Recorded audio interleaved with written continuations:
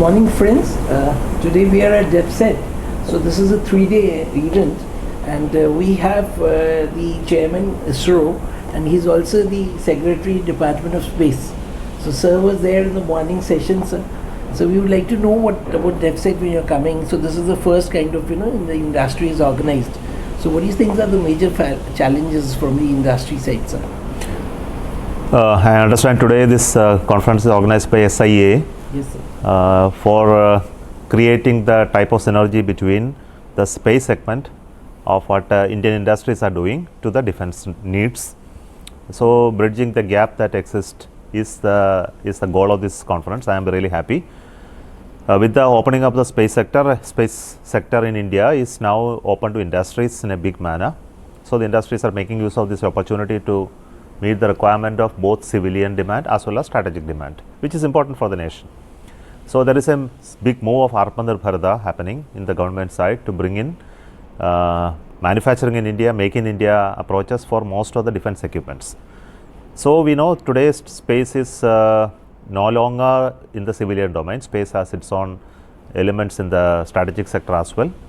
And when this Atmanirbharta in defense is happening, it should happen in space sector as well. So this is the whole theme.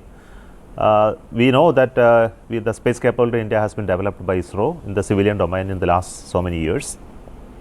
The industries have been built to handle this capability to build systems, making use of the ISRO's knowledge as well as other knowledge is available sourced. So I believe that they will be in a position to take on the demand of the strategic side, build new systems and deploy them and operate them in an end-to-end basis. For that, I am seeing a lot of energy and enthusiasm from industries to come forward and voluntarily offer their capability and solutions to the strategic sector, which is a great thing as I have seen today. The whole conference is looking at creating the required thinking and strategizing aspect of different stakeholders. So there are many sessions which are aimed at this aspect of it, which really look at what are the needs, what are the possibilities, where are the issues, how to create that ecosystem, where from the technology will come, where the users will come, how to create the synergy between various institutions in this country, both the public sector undertaking as well as industries, and also the need of the strategic sector, how to keep our level of deployment of space systems on par with the other nations, how to look at the scenarios that the defense is seeing it and how to address it using what type of deployable systems, how to make it doing in a cost effective manner and deploy it as a national system, how to make our capability that is developed in India to be usable outside so that markets can be created outside. So all these issues are being discussed in this conference. I am really happy that many experts, users, communities and think tanks participated in this. So I gave my vision, my plan and the civilian space sector. Very innovative, sir. Yesterday there was one session about space diplomacy, sir.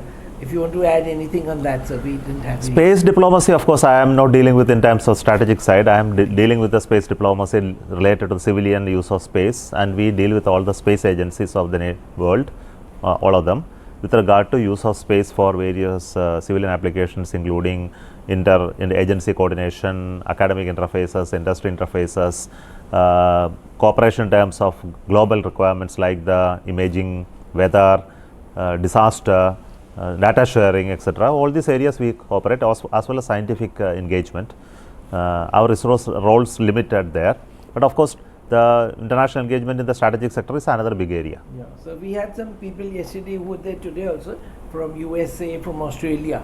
So they were talking about there was Professor P.K. Jain and Chaitanya Giri. They were saying that we need to reorient our defense attaches, and other things for this. Anyway, that area I am not the expert to speak about. Yeah. But I just wanted to finally say that now this thing has opened up, and like the Prime Minister's vision, Mr. Narendra Modi is heading, and the Raksha Mantri, Rajnath Singh ji.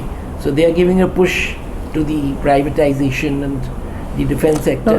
No, it is not like that. It is not giving a push to for privatization. Basically, in the space sector, the overall economy of space sector has been generally been governed by the investment by the government. Yes, sir. And there is and this sector has to grow, both in civilian and strategic side. And this growth is possible only through the investment by the private.